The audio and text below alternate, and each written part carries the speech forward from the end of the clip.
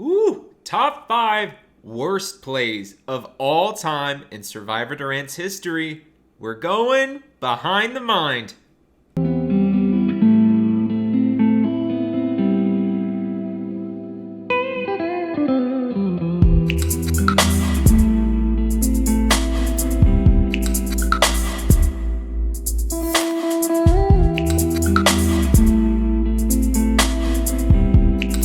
Number 5, we have a tie.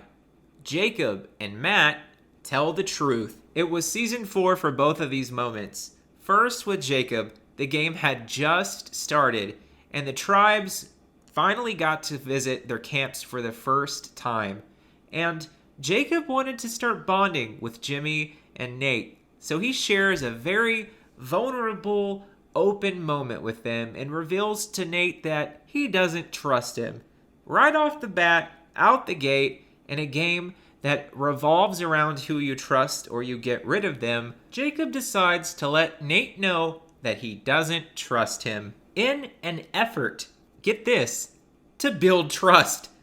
Yes, Jacob, you're being open and honest, but that is a sentence that you should never say in any game of Survivor, and you learned that the hard way, didn't you? Matt learned a similar lesson this season in the final 5. When voting was completed at Tribal Council, Mason stood up to play his hidden immunity idol, turned to Matt and asked him the classic question, "Did you vote for who I told you to vote for?" And for some reason, Matt decides to tell the truth and say, no. So Mason does what any sane person would do and chunks that idol from here to Kingdom Come. Whether it was because Matt just felt bad about lying to Mason initially, or being confused as to what Mason was going to do with the idol, you should never, with a person in front of you and an idol in their hand, say, "I didn't do what you told me to do," in hopes that they will use the idol for you. In any event, these two cases giving us our top 5 worst moment adds up to one simple lesson. You can be honest, but never be overly honest. Number 4. Ethan doesn't deserve it. There's something to be said about people who can make it all the way to the end of the game. It's a massive accomplishment and really puts you on par to be one of the best Survivor players of the season. But you still have to pass that final test. Can you relay what you've done throughout the game to a jury to pitch your case as to why you deserve to be the sole representative of the season? There's many ways that you can go about it. But one thing that you don't do is start your jury speech by saying, "I kinda don't deserve to win." Especially to a bitter jury, one that absolutely dislikes the person you're sitting next to. When the ball is in your court, all you have to do is give them one reason as to why you deserve to win. Needless to say, that's something you should never say. Number 3.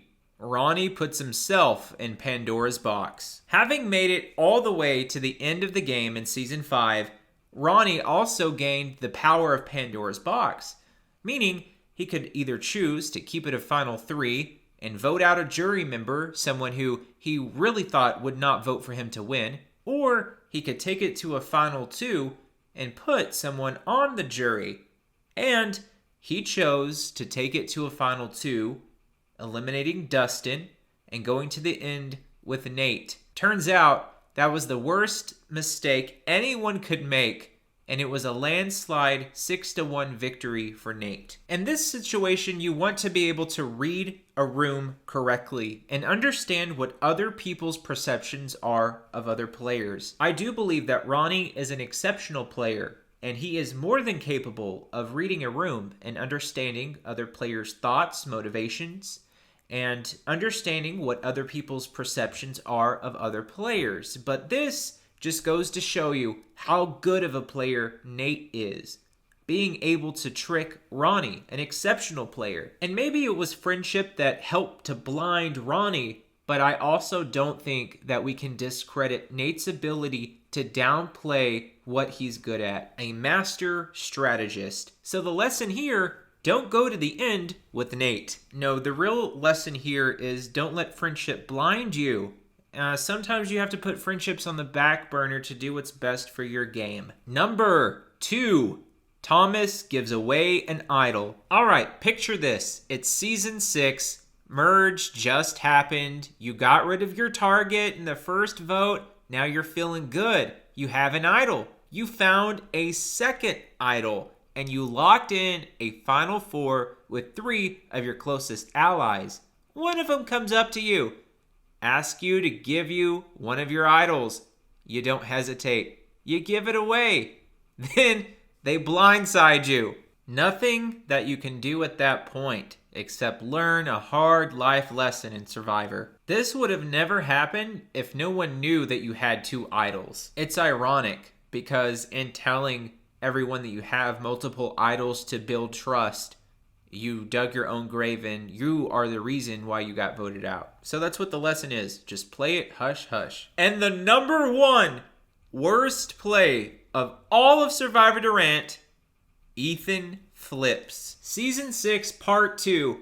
Ethan was in the top 5 with his sister, his closest ally, and Sam, his other very close ally, against 2 people that they've been trying to get out the entire game. One person, a huge strategical and physical threat, and the other, Peyton, who just pulled off the flashiest move in all of Survivor Durant's history. There are no more idols in the game. There are no more advantages. There is nothing that they have to hide behind. One of them is going to leave.